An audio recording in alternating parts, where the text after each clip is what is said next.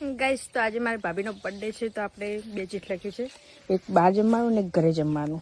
તો આપણે એમને જઈને બતાવીએ એમને શું આવે છે અને એમને હેપી બર્થડે કહેતા આવીએ. તમે પણ કોમેન્ટ કરી નાખજો હેપી બર્થડે. તો આપણે ભાભી હેપી બર્થડે.